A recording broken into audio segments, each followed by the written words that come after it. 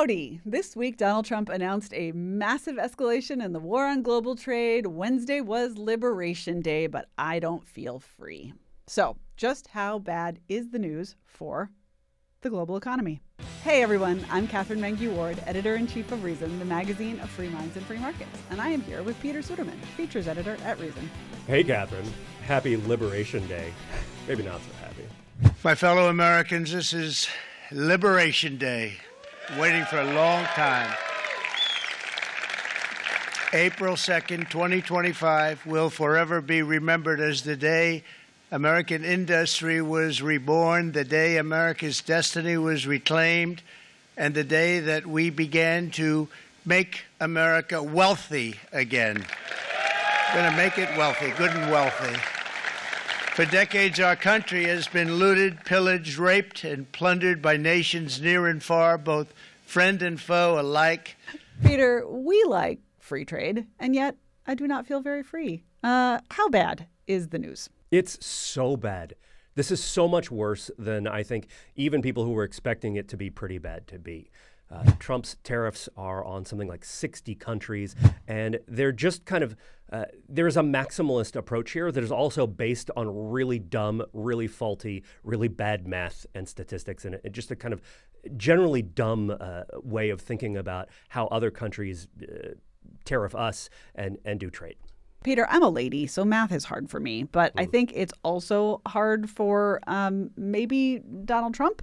Can you walk me through, using small words and only basic arithmetic, how we got to the many varied levels of tariff that we are imposing on our trading partners? So I'll say I'm a journalist, which means that math is also hard for me. Oh, I no. got into this business not to do math. However, I'm okay at explaining how mathematical concepts work when it comes to public policy. And let's actually break this one down because it's interesting, a little bit complex, but once you understand it, you realize, oh man, these guys. Is that that's your sophisticated analysis of our situation? These guys. Oh man, these guys. All right. Do the math. In Trump's speech, his deal was like, we're going to do reciprocal tariffs. It's so beautiful, so simple. I mean, I don't remember exactly what he said, but like it was something like that, right? Reciprocal tariffs. Basically, we're going to do to them what they did to us, right? It's golden rule tariffs. Except it turns out they didn't. So they put out this list of tariffs that were supposed to be reciprocal, that was supposed to be like based in something that was real in terms of how we trade with other countries. And economists got their first look, and they had to get looks by like zooming in to Twitter screenshots that were taken from C-SPAN or something, right? They're like, okay, how does it, because it's Trump, he's just standing there, he's holding the big sign next to him, like, here, look at what we're going to do. And they were like, where are these numbers coming from? What is this all about? And it turns out it is derived from something. It's just not derived from something that's real or make any sense. So it's actually just the nation's trade deficit with us divided by the nation's exports to us, right? So if you understand what a trade deficit is, this kind of makes sense. A trade deficit is when a country buys more goods or services from one country than it sells to them from another country, right? And so they just took that and then divided it by the nation's exports. And then they claimed that that's not what they did. So people figured out their schema, their formula, were tweeting about it. And the deputy press secretary, a guy named Kush Desai, I hope I am pronouncing that correctly, and apologies if I am not, but Kush Desai tweeted, no, we literally calculated tariff and non-tariff barriers. He's claiming they did the math for real, and this is all based on real policy. And then he puts up this screenshotted explanation that has some formulas and tariffs in it. And I'm just going to read you the community note. So this is the community note on X, which is, the supposedly pro-Trump social network. Community notes is the system that Elon Musk helped usher into place to fact check and correct people when they're wrong. The community note, the formula used in the image specifies a delta tariff rate derived from blah, blah, blah, blah. This is essentially equivalent to the original post and includes no terms for the tariff rate charged by the exporting country. In other words, the deputy press secretary said, no, you're wrong, and then posted some math showing basically that you're right. And the math had some Greek letters in it, which I think Very fancy. those cost more now.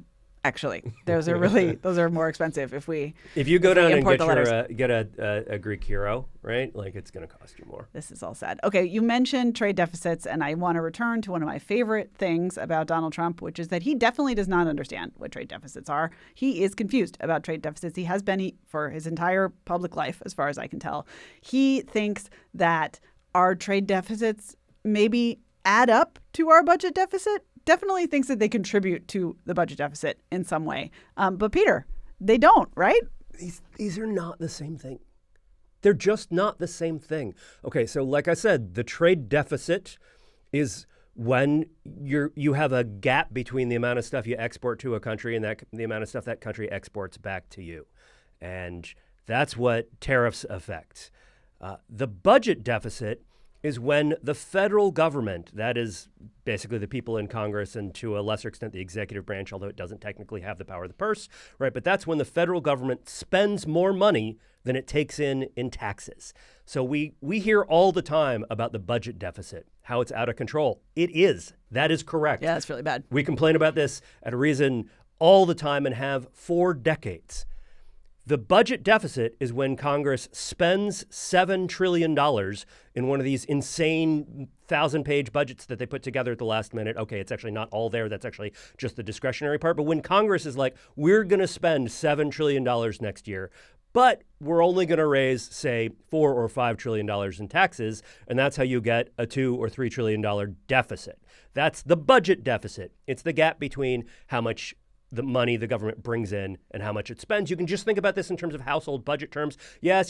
People hate this metaphor, this analogy. It doesn't quite work out like in all the ways, but in a very simple way, if you are spending more than you take in each month, that gap between how much you make and how much you spend, that's like the budget deficit. But that's not the trade deficit. So wait, here's how a trade deficit would be. If you owned a bar, hypothetically. And I went into your bar and I gave you money and then you gave me a delicious cocktail, I would then have incurred a trade deficit with you. That is correct. And in fact, but I would feel awesome about it. I would be so delighted to incur that trade deficit with you. So what's wrong with doing that with China to buy cheap sunglasses? Okay, so let's actually table this with China because China is...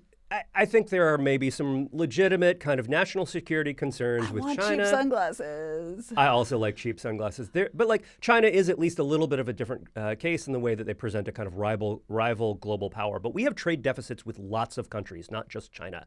And that's not necessarily a bad thing. We're buying stuff from them because the stuff that we like, they will sell to us at a price that we are willing to pay. When that happens, sometimes it results in a trade deficit, and that's okay. But Donald Trump has for decades just not understood that A, that's not the budget deficit, and B, it's okay, it's fine. It's not a bad thing to have a trade deficit with India or with a South Asian country that does a bunch of manufacturing. Okay, so fine, our trade deficits are fine, but what about the fentanyl?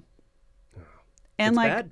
Fentanyl's bad. I would not suggest consuming fentanyl, except for maybe like just a teeny bit and right before you listen to our podcast. Okay, so in this case, Mexico and Canada have been kind of treated as a special case through the whole tariff fight, and it's not clear how liberated we are from them or they are from us on Liberation Day this week. But Trump has written in past executive orders about tariffing goods from Mexico and Canada that the sustained influx of illicit opioids and other drugs has profound consequences, and that it threatens the fabric of our society. Were we previously was anyone paying tariffs on fentanyl, and will raising them reduce the flow of it? Yeah, this is the craziest thing is that if you look at what Trump has posted on Truth Social, it at least implies that at one point within the last week or so, he had in his mind that tariffs on Canada would not just be like a sort of economic punishment that would nudge them to get their act together to do more fentanyl enforcement, which is itself maybe not even something that makes sense. But at least it's sort of a coherent theory of how this policy is supposed to work. Trump seems to have believed that tariffs were going to stop fentanyl from flowing from Canada by basically taxing fentanyl that was being moved illegally across the border and then sold illegally. Like, that stuff's all happening in the black market economy. It's not subject to tariffs. one of the other problems here is that we're trying to use tariffs to do two things at the same time. And one thing is fund the federal government, right? I mean, Trump has said in theory. It really sounded like you said fund the federal government. And I was like, oh, no. We can't make the federal government We can more fun. fund the federal government, but that's going to be an entirely different system that's based in like OnlyFans and some other stuff, I think, which we also shouldn't tax, by the way. Anyway. Tariffs are basically OnlyFans payments for Donald Trump, right? Like this is like, oh, subscribe to my channel, right? I'm going to make every good and service that's coming into the United States. Like and subscribe. That's right. I don't think that makes any sense. Okay, so they can't both be a way of funding the federal government and a tool of foreign policy in the sense that you either just got to impose them and then enforce them, and that brings the money in, the revenue, or you got to threaten them and play 5D chess, and that's going to bring foreign nations in line with our policy objectives. But you can't really do both at the same time, as reasons Eric Boehm has pointed out. And I think that's something that's really missing from a lot of this conversation. Final question for you, Peter. When you look into the future, what are some things that are about to get more expensive that you in particular are worried about? So clothing is going to become more expensive, textiles generally, so basically anything that's made of cloth. If you buy new clothing for your kids, if you are about to buy drapes because you have a small puppy who has climbed up on the couch and eaten through your curtains and they are now ragged. I don't know anyone like this except me. If you're about to do that, then those products are going to become considerably more expensive. Automobiles are going to become considerably more expensive. Those tariffs were announced actually before Liberation Day, but we're seeing 25% tariffs on imported automobiles. And so if you are someone who is buying a new vehicle over the next several years, there's a very good chance that it will cost much more because of these tariffs, at least presuming that they stay in place. But for me, personally, that cocktail that you purchased at the hypothetical bar that I run. Well, okay, I don't own a bar in the sense of having a business, but I have a bar in my house. You've been there. It's fun. It's going to be less fun because everything is going to cost me an awful lot more because a lot of cocktail ingredients are imported from Europe, and they're not things that you can easily replace with American substitutes. So tariffs, I think, they're bad for cocktails. They're bad for America. They're bad for the economy, and they're bad for fun. If you do like fun, we have some substitute fun for you at the Reason Roundtable. American-made substitute fun. American-made, made in the USA substitute fun. If you enjoyed this conversation, check us out at the Reason Roundtable podcast. New episodes every Monday. Bye.